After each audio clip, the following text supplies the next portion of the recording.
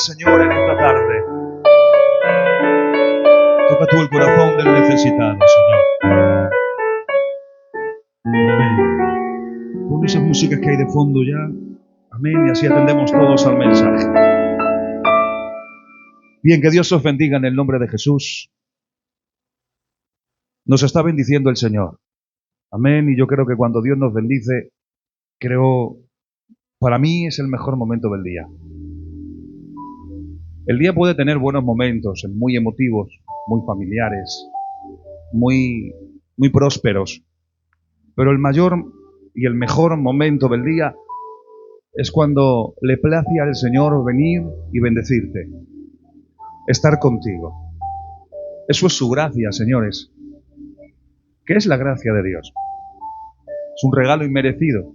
La palabra gracia proviene de una raíz etimológica en su idioma original que significa un don, un regalo inmerecido. Es decir, que los beneficios de Cristo que proceden de la cruz del Calvario, que es la obra por antonomasia por la que usted y yo estamos aquí sin merecerlo, son siempre con efecto a no merecerlo nosotros. Nosotros no merecemos su gracia. Pero el Señor le ha placido ser el objeto de su amor. Y como somos el objeto de su amor, su gracia se ha manifestado para todos nosotros. Yo hoy quiero simplemente hacer una reflexión dinámica, práctica y directa en unos minutos, amén, sobre la gracia de Dios, sobre su riqueza y sobre la aplicación en nuestras vidas en esta tarde, para poder entender asuntos de la gracia. No voy a hablar de gracia en términos teológicos, ni la composición de ella, no voy a hablar nada de eso.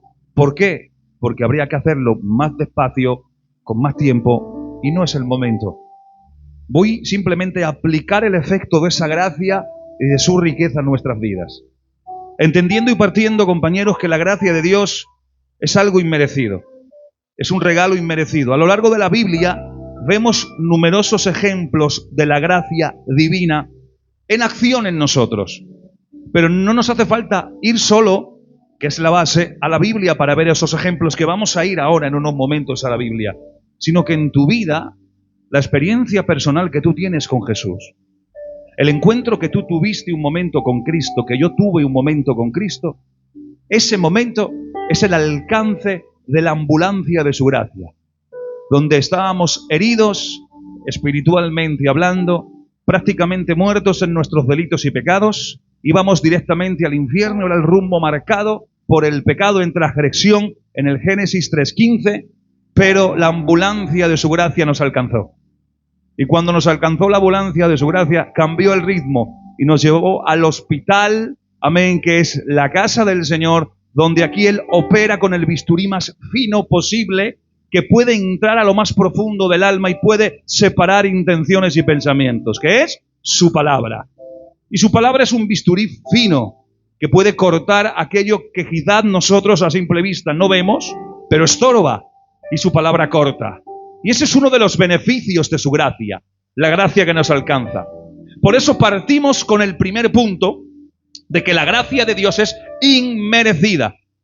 La gracia de Dios no se alcanza por los muchos años que yo pueda llevar en el ministerio, por mi vida de dedicación al Señor, no se alcanza por las buenas obras que yo intente hacer en esta tierra, no se alcanza por el conocimiento bíblico o el mensaje expositivo, no se alcanza quizás porque tenga un talento en la música, no se alcanza por ninguna de estas razones. Simplemente, iglesia de la nueva unción, la gracia es un don de Dios inmerecido, que por mucho que intentemos merecernos el honor de su gracia, jamás de los jamases podemos conseguirlo, porque es un regalo inmerecido. Es algo que no merecemos, que no está a nuestro alcance. Está en otra esfera, está en otra dimensión. No podemos alcanzarla, no somos capaces de hacerlo. Por ninguno de nuestros medios podemos alcanzar su gracia.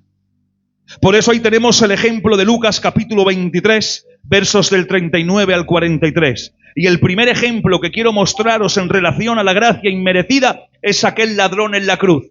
¿Qué mérito tenía el ladrón en la cruz al lado derecho de Jesús? No tenía ningún mérito.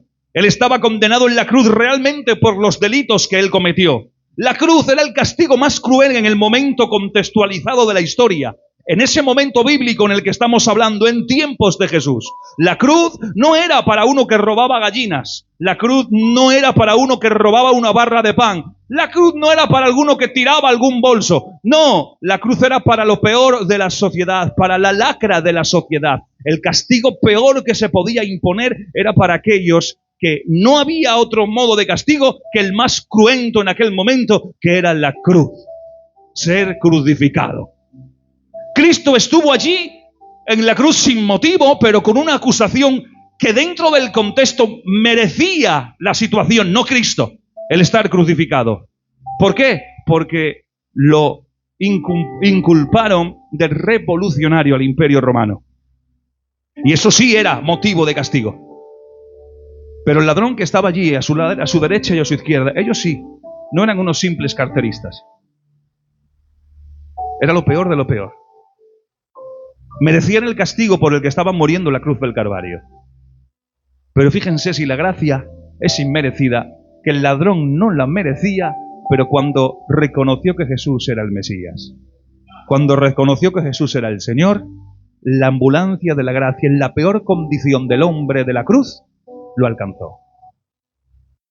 Por eso, a pesar de haber vivido una vida de pecado, este hombre recibió la gracia de Dios en su último momento. Cristo le dijo, hoy estarás conmigo en el paraíso. Y este hoy es un tiempo circunstancial presente. Hoy estarás conmigo en el paraíso. No te doy opción a que dudes de la salvación y de la gracia que yo te ofrezco. No te voy a dar ni un segundo de duda. No te voy a decir, tal vez cuando venga te vienes conmigo. Pasado mañana vendrás conmigo. No te voy a dejar duda en medio de tu agonía, sino que en tu agonía, donde estás muriendo en la cruz por tus pecados y por tus delitos, en este momento peor de tu vida, te voy a ofrecer la gracia. La gracia es la que brilla en medio de los momentos de oscuridad. La gracia es la que te sostiene en medio de los momentos de dificultad. La gracia es la que te da la esperanza en medio de la inesperanza que el mundo te ofrece. Y este ladrón recibió la gracia como la luz que lo alcanzó inmerecidamente. Y eso es la gracia inmerecida. No importa cuán lejos hayas estado de Dios, su gracia siempre está disponible para salvarte. No importa si caíste en algún momento de tu vida, no importa si se destruyó todo aquello que hiciste y piensas que ya no hay esperanza. Por muy alejado que estés, si eres capaz de reconocerlo como Señor para que gobierne y vuelva a gobernar tu vida, la gracia del Señor te alcanza. Porque no la mereces, ni la vamos a merecer nunca. Es la obra de Cristo donde descansa su gracia. Y es su gracia la que te alcanza a ti cuando reconocemos que es nuestro Señor y Salvador. Pero también la gracia de Dios nos perdona y nos restaura. Te vuelve a rehabilitar para aquello que tú quizás pensabas que ya no había ocasión. Por eso en Juan capítulo 21, cuando se encuentra con Pedro después de haberlo traicionado, después de haberlo negado, el Señor se encuentra con la gracia que lo alcanza, lo perdona y lo restaura. Porque Dios no desecha a ninguno de nosotros cuando fallamos. Si fuese así, respetando a los ancianos y a las ancianas, si Dios nos desechase cuando fallamos, creo que prácticamente quitando a los ancianos, la juventud, todos los demás, el resto, ya estaríamos desechados. Porque siempre fallamos en algún aspecto de nuestra vida. Creo que no hay nadie perfecto. Vamos en camino de perfección. Y el que no falla por su hablar, falla por su mirar. Y el que no falla por su mirar, falla por su escuchar. Y el que no falla por su escuchar, falla por su comportamiento, por sus intenciones, que no se ven, pero Dios sí las discierne por medio del bisturí de su palabra. Por eso la gracia de Dios nos perdona, nos alcanza, nos restaura. Y Él no desecha cuando fallamos. Su gracia nos restaura y nos vuelve a dar la oportunidad para volver a servirle. Y hay gente que descuidó su servicio al Señor porque se siente inmerecido de estar en su presencia. Inmerecido nos vamos a sentir siempre. Nadie se merece estar en su presencia. Su gracia nos alcanza y nos habilita. Descansamos en su obra. Menos mal que descansamos en la obra de Cristo. ¿Cuántos lo creen? Menos mal que descansamos en la obra de Jesús. Pero hay otra categoría de la gracia, que la gracia también nos sustenta en la debilidad. Cuando somos débiles, la gracia nos sustenta. Y en 2 de Corintios, capítulo 12, versículo 9, Pablo le pide a Dios que le quite su sufrimiento. Quítame esto, quítame este aguijón. Y ahora el Señor le dice, bástate en mi gracia, porque mi poder se perfecciona en tu debilidad. Por eso la gracia también actúa como sostén en nuestra debilidad. Nos sostiene en medio de la debilidad. Y hay a veces que vienen aflicciones, situaciones difíciles, y le decimos, Señor, por favor, saca esto de mí. Señor, arranca esto de mí. Señor, yo no puedo. Y el Señor tiene que venir y recordarte que no vas a vencer por tus fuerzas, que aunque el Señor te quite eso que tú quieres que te quite, vas a seguir fallando, porque tus fuerzas no descansan o no se realiza la labor de servirle por tus fuerzas, sino que es por la gracia de Dios. Es la gracia la que te sustenta.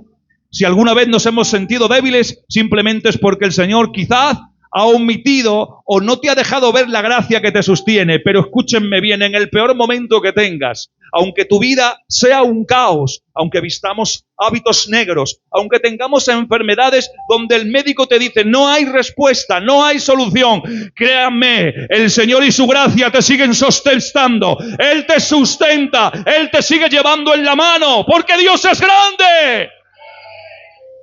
Su gracia te sustenta, a pesar de cualquiera que sea la circunstancia. Una mala noticia, una mala respuesta, un fatídico suceso en tu casa, aún así la gracia de Dios te sustenta. ¿Cómo lo haces? No lo sé. No sé explicártelo, ya hasta ahí no llego. Pero sí sé que está la gracia de Dios. Hay un texto en la Biblia donde el Señor le manda al pueblo y le dice, mira, cavad hoyos.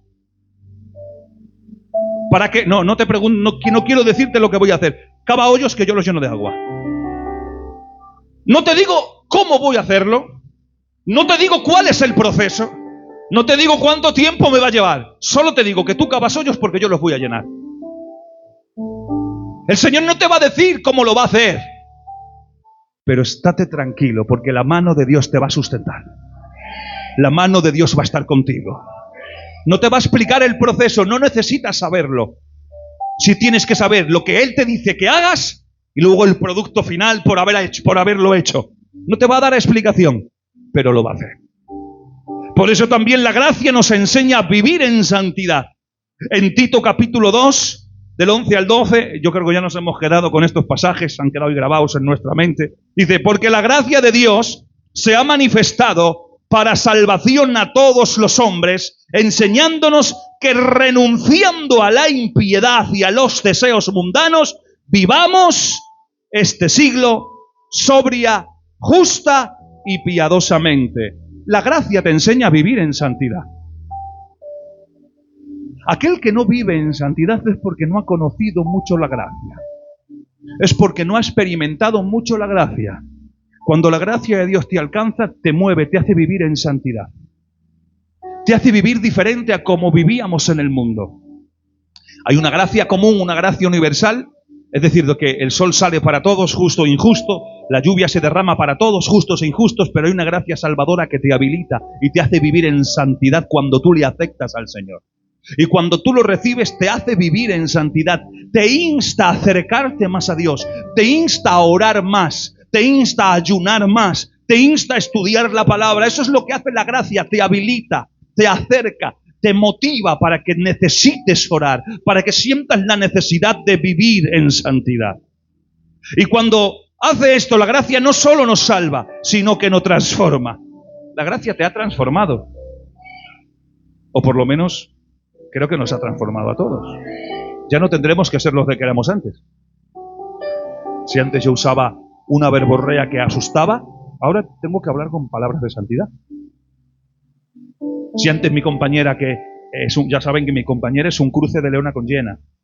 Bueno, ahora imagínense que cogía a la niñica cuando era pequeña y le decía 50.275 palabras fuera de la Biblia. Ahora ya no puede hacer eso.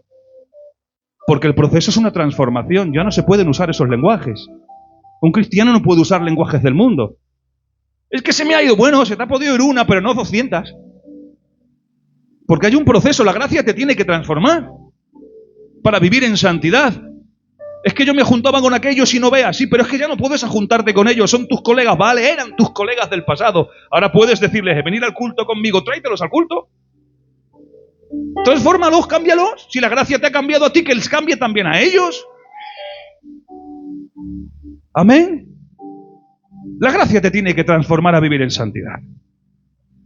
Y cuando la gracia te transforma, vamos a un punto especial, que es la gracia nos capacita para el servicio. Por eso, 1 Corintios 15:10 nos habla de Pablo, y Pablo dijo, pero por la gracia de Dios soy lo que soy, y su gracia no ha sido en vano para conmigo. ¿Y quién lo está diciendo? Aquel que era cruel con la iglesia, aquel que perseguía a los judíos, no para premiarlos, sino para matarlos. Pero la gracia, cuando lo alcanzó, primero lo transformó y segundo lo capacitó para el servicio. Y él dice, gracias a la gracia soy lo que soy. Ya no eres el perseguidor, ahora soy apóstol de Jesucristo. Y aquel que perseguía es perseguido, y aquel que golpeaba fue golpeado, y aquel que buscaba a los judíos ahora lo buscan a él, porque eso es lo que hace la gracia, te cambia de lugar, te cambia de situación.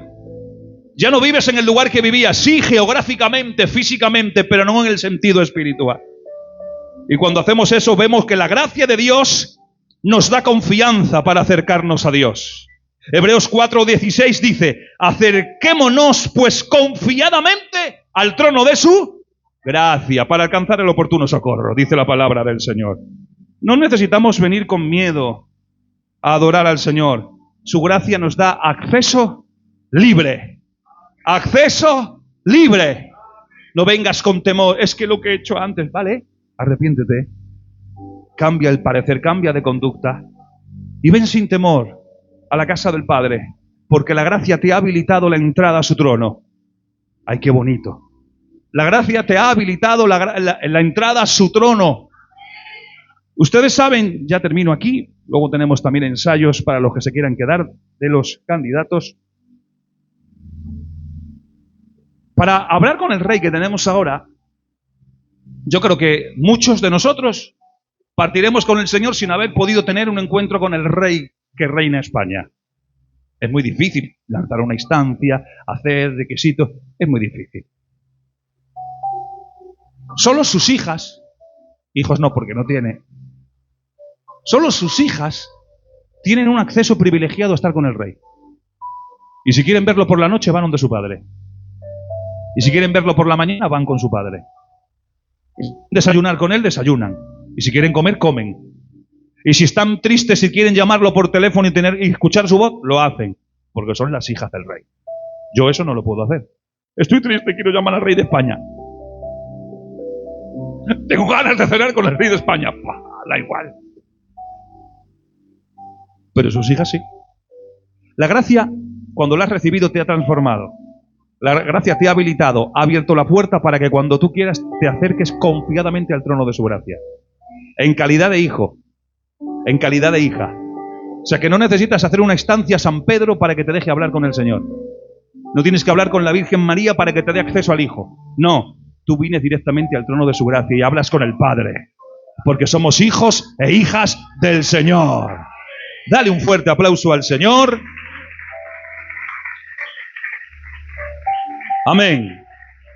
Y esta era la pequeña reflexión que quería lanzaros aplicativa sobre su gracia para entender que vales mucho, pero no por lo que tú tienes, sino por lo que ha hecho Él. Eso te da valor. ¿Saben que hay una diferencia entre precio y valor? Hay una diferencia entre precio y valor. Yo tengo una moneda que si tú vas a comprarla, su precio es muy pequeño, no vale mucho. Lo he llevado a vender, no vale mucho. Pero tiene un valor que nadie puede pagar. Porque esa moneda era de mi abuela, la tengo yo. Tiene mucho valor. No tiene precio, no vale mucho de precio. Cualquiera puede comprarla. Pero para mí tiene mucho valor. Y el valor no hay quien pueda comprarlo. Nosotros teníamos un precio que puso Satanás en el mercado de esclavos. Cristo vino con su sangre y nos compró a precio de sangre para quitarnos el precio que teníamos y darnos un valor. el valor de su muerte y de su resurrección. Ahora no hay nadie que pueda comprarnos porque ya no tenemos precio, ahora tenemos valor. Y el valor lo tenemos en Cristo. Por eso es diferente el precio y el valor. Hay quien pone precio a las cosas y con el precio se compra. Quien tiene dinero compra. Pero el valor no lo puedes comprar. Esto vale 5, sí, pero para mí tiene mucho valor que me lo ha dado fulanito. La Biblia chacada, tenía yo una Biblia chacada, ya no, porque se ha desintegrado de tanto usarla. Pero yo tenía una Biblia, la primera que tuve, pues imagínate, pues la primera que tuve tenía pues 13 años, la primera Biblia que tuve. Y el pastor que había en ese momento, que era los pastores siempre han sido nuestro icono, los hemos mirado hacia arriba, eran nuestro referente, aprendíamos de ellos. Me firmó la Biblia. Esa Biblia no la tocaba nadie. Me valió, no sé si fueron 2.000 o 2.500 pesetas de las antiguas. No se lo dejaba a nadie. ¿Por qué? Porque tenía una firma que le daba valor a la Biblia. Tú tienes el sello del Espíritu, eso te da valor. Y ahora entiéndanme bien el ejemplo que voy a poner. La Biblia, que tenía mucho valor por la firma que tenía otras Biblias. Estaban en un estante normal, en un mueble allá en el salón de mi casa. En mi casa allá arriba. Pero esa Biblia no la tenía ahí con las demás. No la podía colocar en ningún sitio. Estaba siempre en mi mesilla de noche. Era mi referencia. Estaba cerca de mí. Cuando Cristo te ha comprado, no te ha comprado solo y te ha puesto un precio para que alguien pueda comprarlo. No, te ha dado un valor. Y ese valor, a ver cómo puedo decirlo sin que suene ofensivo. Ese valor te tiene que hacer entender a ti que tú no te puedes estar en ningún lado, en cualquier sitio. Que tú no te puedes colocar en cualquier lado.